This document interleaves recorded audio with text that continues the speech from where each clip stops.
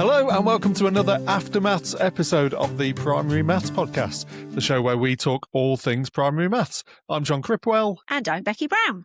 Hey Becky, how are you? What have you been up to this week? I'm good, thank you. I have unfortunately got the cold that is doing the rounds at the moment, so a little bit sluggish this week. But yeah, busy week, working on some exciting new content, which has been good.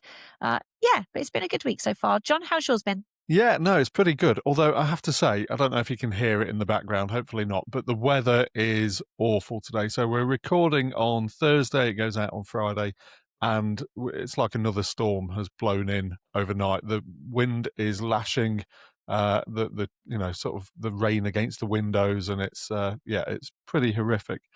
And I took my youngest daughter to school this morning. She's in year 3. When we got there was a coach parked up outside school and a line of year 6 children waiting to go on a trip, sort of, bundled up against the rain and the cold and the weather.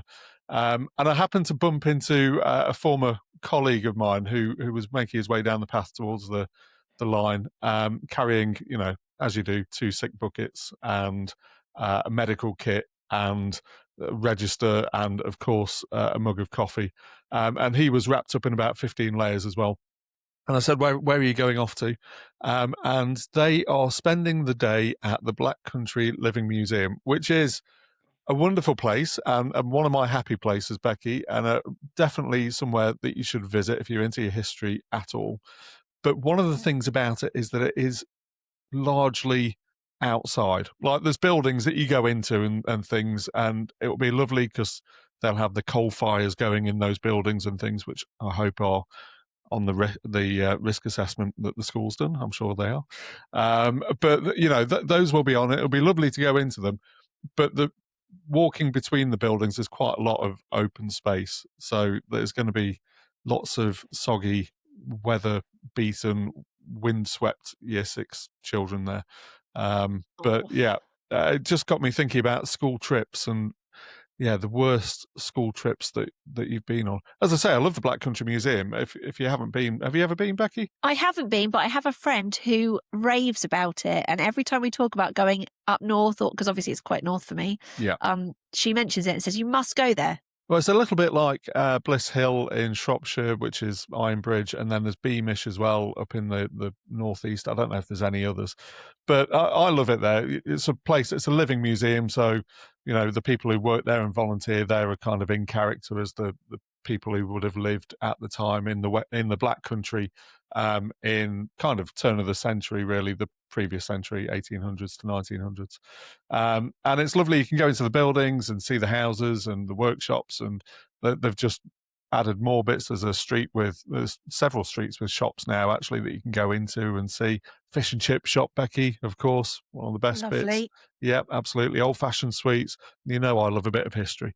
But a school trip on a day like this is probably not the best, is it?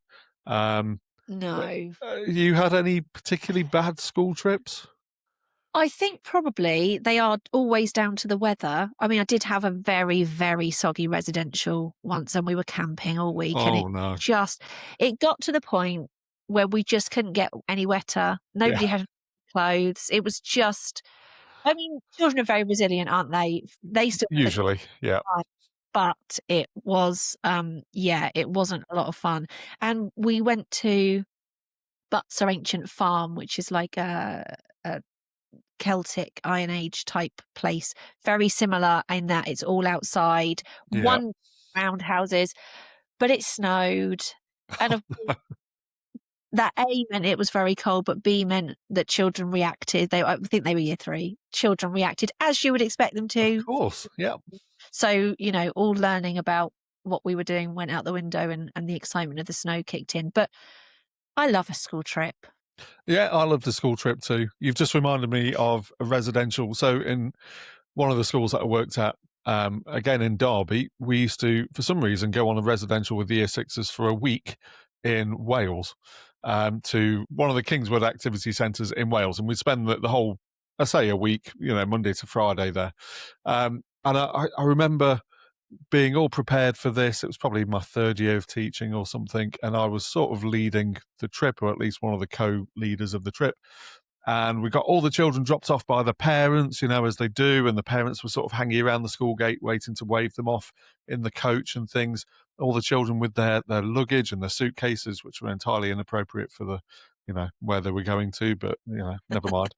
And we were waiting for the coach, and we were waiting for the coach, and we Oh, continued to wait for the coach, and, parents were sort of looking at the watches, they've got work to get to and that sort of thing.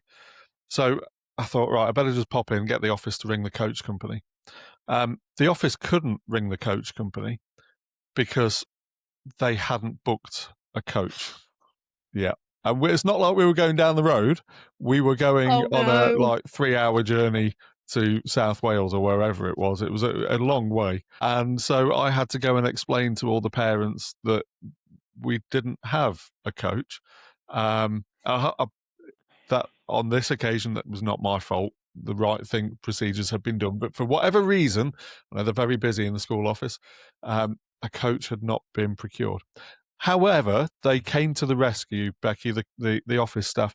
They managed to find us a coach. And because it was a last minute thing, the only coach that they could find, I don't know about the school trips you've been on, but the coaches that they use for school trips tend to be, in my experience, we're not paying for the luxury coaches, are we? They tend to be kind No, of the just about the 40, basic 50 years version. old.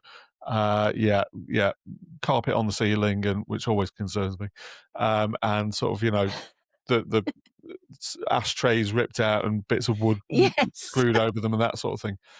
This coach that we got at the very last minute was like the sort of coach that you would imagine a Premiership football team might use to travel to their Oh, next away game. It was, TVs, luxury. luxury reclining seats.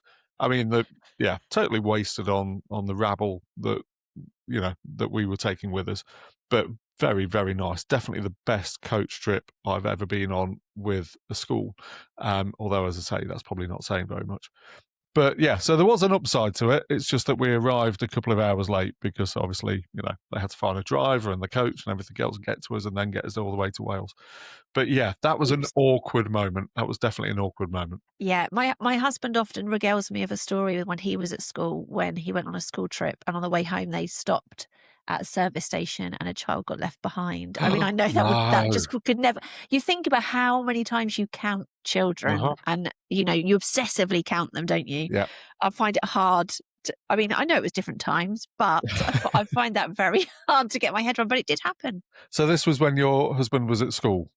Yes. Not as a teacher. He didn't. No, You're no, not throwing him under the school trip no, bus here, saying absolutely that he not. No, left he a wasn't student on the trip. behind. No, okay, yeah, Yeah. yeah, yeah. Unimaginable now, isn't it? It would make Yeah. national headlines, I would imagine. Oh, Um, definitely. Yeah. yeah. Well, if you have had any particularly bad school trip experiences, we would love to hear from them. I know we're a maths podcast, but we're a teaching podcast as well, and we love to hear your stories. So do get in touch with us, primary maths podcast at twinkle.co.uk, twinkle without an E, of course. And share them with us because we like a laugh, don't we, Becky, at other people's We do. expenses sometimes. Yeah. So what else are we talking about this week then, Becky? Are we doing any maths? We are. Other than talking about soggy school trips, John, we're going to talk No. about what might get lost when pace, coverage, and efficiency are the main drivers of lesson planning. Yeah, You've got some interesting comments to share around engagement following last week's AfterMaths episode. I do. I've got a little maths of life around dance and music, two of my favourite things. And finally, you have got some research in 60-ish seconds to share around gamification of maths. So Yeah. lots to pack in. Yeah, it's interesting that research came out this week, actually, and I will explain why a little bit later. So let's start then with just thinking about something I've been considering recently, which is, are we focusing too much on coverage and pace and almost a lesson design that means that there's not necessarily always a huge amount of opportunity for taking time to think. It's difficult, isn't it, Becky? Because we know that there's too much in the curriculum and that teachers feel under pressure to get through everything. before the end of the year, and if you're in year 6, before May, really. You've got to cover that Yeah. whole curriculum, haven't you? So there's that sort of tension that you are expected to. This is a statutory document, the national curriculum. You're expected to teach everything in it. And we've talked before at length about the problems with the current national curriculum, and maybe some of those will be mitigated with the revised national curriculum, new national curriculum coming in a couple of years' time. But I just think that some of the lessons that I am privileged to see are great, but there's an awful lot going on in them. And I feel like for the teachers and the pupils, it can become a little bit of a whirlwind at times. Yeah, I think it's also exacerbated by almost there being a checklist of, I hate to use this term, but non-negotiables, Yeah. of these things must be in every lesson. And I think that can become very onerous. And we know, don't we, that not every lesson fits into a nice box like that. Because it's very difficult when you're working to checklists like that, I think. Yeah, and it's interesting, isn't it? Because I think those checklists have come out of this drive for consistency and having consistency across school, which in part I agree with. When it comes to, from a maths point of view, when it comes to consistency in representations and consistency in models and consistency in language, I think that's really important, isn't it? We want to build and not confuse pupils, and knowing what their internal schema should be for these mathematical concepts, I think is really important. But I think we can get a little bit hung up with every lesson looking like an identikit lesson to the one that's going on next door in a different year group. We've got pupils at different ages and stages, and even within a class, we've got pupils at different stages as well, haven't we? So I think and I was very guilty of this as a leader as well. I think when you are introducing a new idea, it's good to drive for consistency, isn't it? Because you want to see what's working, and then you can change it and amend it, and take staff feedback and that sort of thing. So again, there's nuance to this, but I think at some point we've got to allow teachers to have autonomy as well over making the decisions that are right for their class. And as you say, having a checklist. I was thinking about retrieval practice. We know how important retrieval is to learning something, and I think it works very well in maths lessons to have retrieval built into most lessons, definitely, because we want to make connections between prior learning. We want to keep ticking over those skills that we need. But do we need retrieval practice in every lesson across the curriculum every day? Or are we just doing that because it's, one of the non-negotiables, as you say, Becky? And yeah, I think these checklists of required elements of a lesson, I'm not sure what purpose they serve really, and I think they're quite constraining. Yeah, it becomes box ticking rather than meaningful, doesn't it? And I agree, there are certain things that you would want to see, but I think that's a very small amount of things that you'd expect to see in every single lesson, because lessons are different and teachers are different. We've talked before, haven't we, about when we were talking about AI teachers.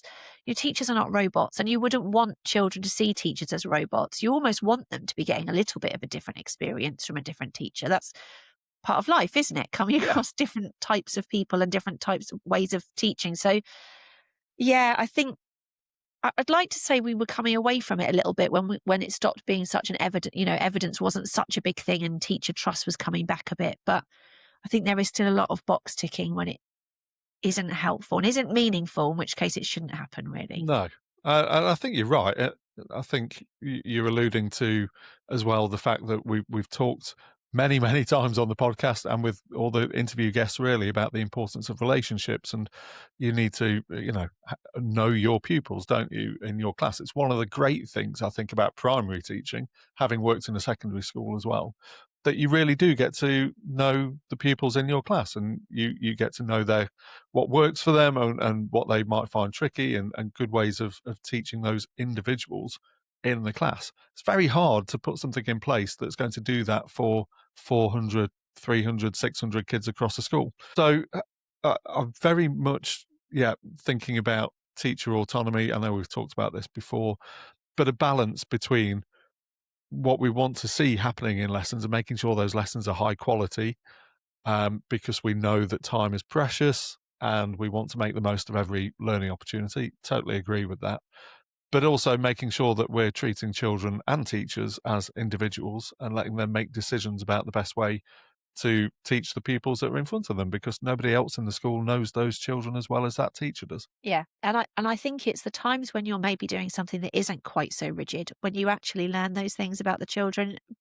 Thinking back to starting when I was first teaching, there was more. It felt like there was more time to, you could just have 20 minutes at the end of the day where you were literally just having a chat. But Yes. actually, that Yeah. chat was really helping you to learn more about your class and then learn more about you and each other. So actually, although you couldn't mark it against national curriculum, there was a place for it, I think, and that's Yeah, got lost, I think, over time. absolutely. And I think as well, just going back to those checklists, those non-negotiables, those elements of a lesson that we say some schools insist every lesson should have. We need to make decisions around those based on, is this the first lesson in a unit? Is it the last lesson in a unit? Have we encountered this before? If it's I don't know, a geography unit, and I know that this is the maths podcast, but as I said before, it's all around teaching. If this is a geography unit, have we looked at this sort of terrain before, or this sort of population before? And if not, is there any point in having a retrieval practice part of it at this stage? I think that sort of thing just does become, as you say, Becky, a box checking exercise. And I think when we fall into that trap of planning lessons in a very, very prescribed way, we lose that curiosity, don't we? And those opportunities to explore things perhaps that children are interested in. And we know that, in terms of engagement, which is something that we're going to come to in a moment, engaging children in the learning by engaging their curiosity is really important. That's why even in maths lessons, we ask questions like, I wonder what would happen if, and, I've noticed this. Have you noticed that as well? Because we're trying to, you know, use that curiosity, aren't we, to um, uh, engage them in their thinking and in the learning. That's been on my mind this week a little bit, and I'm not sure what the answer is yet, but I am curious. I've been starting a conversation with Sophie Smith-Tong this week, who has just written a book all about teacher autonomy, really, and the importance of teachers being able to make decisions in how they teach lessons. And I'm hoping that we're going to speak on the podcast about this a little bit later in the year. So look out for that episode as well. We'll definitely come back to this. But I also noticed, Becky, that the Chartered College have also put together a working party, which includes some heavy hitters. It also includes Sophie Smith-Tong, actually, but also Becky Francis is in there, Dame Alison Peacock. There's quite a number of people involved who are also looking at this idea of teacher agency, I think they call it. So across a working party to look at teacher agency. So I think change is afoot, but it's interesting, when we, as I say, move thinking about coverage and just getting through lessons and having all these particular elements in a lesson. It's an interesting topic, which I think is going to get some attention in the near future. Yeah, I mean, that's great. That's great that people are talking about it, and hopefully some change, as you say, is coming. Yeah. And on the topic of people talking about things, following our conversation last week, I put a little post up on LinkedIn. If you haven't connected with me on LinkedIn yet, do find me there, John Cripwell, and do join in. Becky's on there as well. So the post that I put up last week had over 30 comments and quite a few likes and things. Thank you to everybody who contributed. I've picked out a handful, Becky, just to discuss, which I think gives a bit of a flavour of the conversation, really. But the context of the post was asking about whether we were focusing on pace over engagement. And I mentioned in the post the puzzles that I've been doing at a conference session last week that we discussed on last week's episode. We were talking about Yeah. the fun of doing puzzles and taking part in those things. And it drew out some interesting comments, which made me reflect a little bit on the shared language. I know we've talked about this as well, but the shared language that we talk about, that we use when we talk about education and pedagogy. So One of the comments came from our colleague, Becky, Pete Mattock, who is the secondary version of me here at Twinkle, slightly more bearded and possibly even more knowledgeable about certainly secondary maths, I would say, Becky. But he chipped in to the conversation. He said well, I'll read what he said. I guess the real question would be if you learned anything from the experience. You did some maths, talking about these puzzles, but did you learn anything that would be useful in doing maths again in the future? And to him, this is why engagement is an issue as a proxy for learning. You might have been doing the problems or not during some of the time when I was getting up and having a wander around. You may have looked busy, but did you learn anything? And whilst you thought hard at points, can you definitely say that thinking would have been observable? Which I thought was a fair challenge, but made me wonder whether we were talking about engagement in the same way, because I wasn't thinking about what we were doing necessarily. I was thinking more about what we were thinking, Becky. Yeah. And so this is where that idea of language was interesting to me. Also, thank you, Ryan Wollaston, also commented a similar sort of thing. Does engagement equate to learning, though? I think potentially dangerous to focus on engagement as it's well known to be a poor proxy for learning. And again, I sort of scratched my head and thought, but that's not what I meant. And that's possibly my fault. And then I got a really interesting comment from Kristen Zorn, who is a PhD candidate and academic and educator in Australia. And she chipped in. And I thought, yeah, this is what I'm talking about, Becky. So she said, so many good thoughts and comments on this thread. Thanks for the post. I think people need to remember that research on engagement is categorized into 3 types of engagement. So when we're thinking about pupils being engaged, Becky, we're looking for behavioral engagement. So that's, do students look engaged? And I would argue at times I looked engaged, and at times I definitely looked disengaged when I was wandering around and talking about cricket and things. Emotional engagement, so how students and pupils feel, and then cognitive engagement, so what outputs show they engaged deeply with the task. And I think I was trying to focus on the cognitive, maybe a little bit on the emotional, but engagement side of things, but much less so on the behavioural. When I'm talking about engagement, I'm not really thinking about what does it look like children are doing in the classroom. I'm really thinking about what are they noticing, what are they thinking, what connections are they making. Yeah, it's an interesting one, isn't it? Thinking back to what Pete was saying about would it have been observable? I mean, that's a point that we talk about a lot, isn't it? Yeah. Sometimes things aren't observable, and you've got to really think about how you observe the impact of that. And it's not always easy when you're talking about this sort of thing. You know, you were talking about that aha moment, weren't you? And that feel and that sort of maths buzz you got from doing it. And yeah, I think I was taking you to mean what was described by Kristen as cognitive engagement. But it's interesting to break it down like that, actually. Yeah, it is. And so, yeah, I learned something from that conversation as well, which was great. Also, a couple more comments. We had one from Bruno Reddy, OBE, to give him his title, Becky, who you might know from TT Rockstars. And he commented and said that he was loving the thread and everyone's comments. Much like others, I expect the thing I'm chasing in lessons is creating moments for my students to experience the exquisite joy you get from a revelation. You know, when something suddenly becomes clear, when it falls into place with everything else you already know, when something tricky you see as easy for the first time. And he asks, is that how you define engagement? Not sure. It's certainly engaging. It's certainly a feeling I want more of as a learner. And mentioned that I described that buzz myself. And I love that because, yeah, that's kind of what I'm thinking about. And when we think about learning, it's to me, it's not always knowing something that you didn't know before, but it's also being able to do something, and even sometimes being able to do something more easily than you could do before. And those moments where you make links, I think in maths are so important. And those, as you say, Becky, that kind of aha moment is really important. So, and then finally, one from Tony Staniff, who says, I love this question. I'd say it's pupils talking to each other about the maths, not just answering the teacher. I'd say it's them working through a problem on a mini whiteboard, willing to have a go, not afraid to be wrong. It's about them wanting to contribute to the learning of the whole class. And it's also about them being curious about the why, in terms of engagement, and seeing their thinking.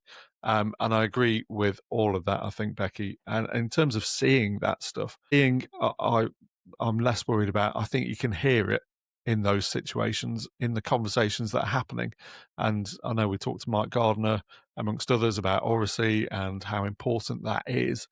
But making room for those conversations, for children to have those conversations, is really important, isn't it? So yeah, made me think a lot about engagement. I think we need to be careful not to always conflate the word engagement with, are pupils looking busy? Are they engaged in the learning in that way? And thinking more about how are they thinking? Yeah. Great conversation, Jon, and presumably your conversation is still open if people want to go and join in. It absolutely is, and there will be another one on Monday, so look out for that. And also later today, Friday, we'll be posting our takeaways, Becky and Jon's takeaways from this week's Friday night takeaways, Becky, from this week's conversation on the podcast, which featured Joe Austin, and we were talking all about making decisions about the best manipulatives to use. So yeah, we'll have our takeaways about that coming up on LinkedIn too, so look out for those. Now, Becky, maths of life. What have you got for us this week? Yeah, we haven't done any maths of life for a while, Jon. Not No, it because feels there like isn't it, any yeah. maths. Yeah, not because, of course, there isn't maths around us, as we know it is all the time. But it feels like we've had lots of other things to be talking about. But so something struck me a little bit this week. So as you know, I'm involved in community theatre, not so much on the stage anymore, but in the background. And we are preparing for our next production, which is We Will Rock You. Excellent. And the audition, yeah, I don't know if you're familiar with the musical, but the dancing is quite structured. Right. So the dance was being taught, and while I was listening in, I wasn't joining in. Thankfully, as the time went on, I was more grateful for that. It struck me that musicians and dancers count music in different ways. Not always, but often. So you often find musicians counting in fours, and appreciate that isn't always the case.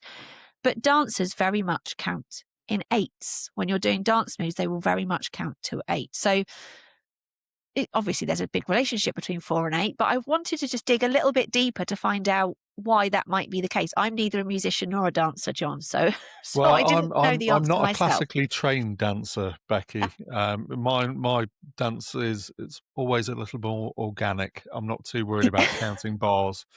Yeah, you just got to feel the music and go for it, I think. Yeah, I love that. I would fully embrace that style of dancing, Yeah. Jon. So when I looked a bit deeper, it all came down to why you might need to remember certain pieces of music. So musicians often count in measures of 4 beats. Not all music, of course, is in that structure, but that is the most common time signature in Western music for 4 time.